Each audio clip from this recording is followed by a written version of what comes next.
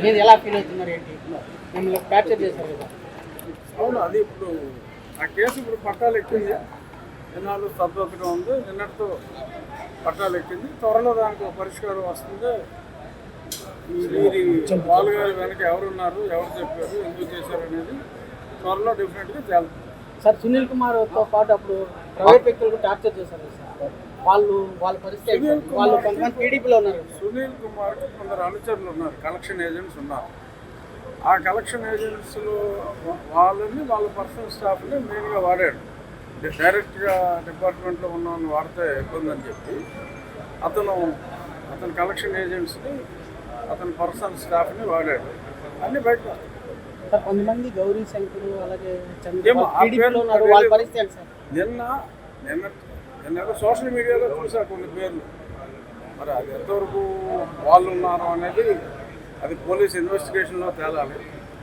But అంతా స్పష్టంగా remand రిపోర్ట్లో ఉంది కదా సార్. నేను గతంలో ఏదైతే చెప్పానో అన్నీ కూడా ఆ డాక్టర్ సాక్ష్యాలు చెప్పినట్టు నిన్న రిమాండ్ రిపోర్ట్లో ఉంది. నేను ఆహాకారాలు చేసినట్టు రిపోర్ట్లో ఉంది. ముఖానికి ఖర్చుకులు కట్టుకుని వీళ్ళు ఎదురుగుండానే పైకి వెళ్ళినట్టు ఉంది. సో అన్నీ కూడా అందరూ కూడా 164 స్టేట్మెంట్లు చాలా వరకు కూడా అయిపోయినట్టుగానే అందులో నిన్న రిమాండ్ రిపోర్ట్లో చూసాం. సో అంతా క్రిస్టల్ క్లియర్. అప్పుడు నేను ఏదైతే చెప్పానో అంతా కూడా డైరెక్ట్గా ఇన్వాల్వ్ అయిన వాళ్ళ సాక్ష్యాధారాల ద్వారానే తెలిసింది. సో డెఫినెట్గా నిన్న నేను డిమాండ్ చేసింది సునీల్ కుమార్ విదేశాలకు వెళ్లకుండా ఉండాలని. ఎందుకంటే అతనికి దుబాయ్లో వ్యాపారాలు ఉన్నాయని కూడా చెప్తున్నారు. సో కాబట్టి గతంలో హైదరాబాద్లో ఒక ఆయన మరి టెలిఫోన్ షాపింగ్లో అక్కడ గ్రీన్ కార్డ్ తీసుకోవడం జరిగింది.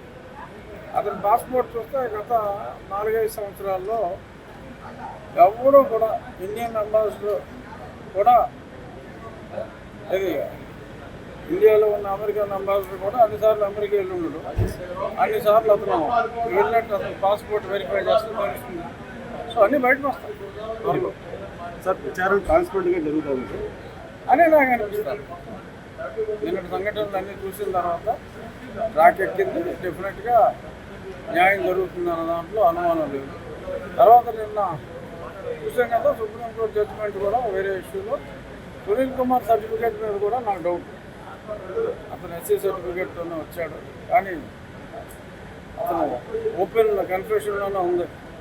ఓ బ్రిటిష్ కూడా మాకు చర్చి ఇచ్చిద్వి అని కూడా అతను క్లియర్గా చెప్పడం జరిగింది. మరి అది కూడా మరి బయటికి రావచ్చు. ఇప్పుడు అరెస్ట్ అధికారే కాకుండా మరికొంత అధికారులను అరెస్ట్ అవ్వాల్సి ఉందా ఏమో మరి చూడాలి. అందులో డెఫినెట్గా సునీల్ కుమార్ ఇన్వాల్వ్, ఇంకా రామాంజనేయులు గారు ఇన్వాల్వ్ అని నా దాంట్లోనే చెప్పారు. చూడాలి. మరిన్ని వీడియోస్ కోసం ఛానల్ సబ్స్క్రైబ్ చేయండి. లేటెస్ట్ అప్డేట్స్ కోసం వాట్సాప్ ఛానల్ ఫాలో అవ్వండి. అండ్ లింక్ డిస్క్రిప్షన్ లో ఉంది.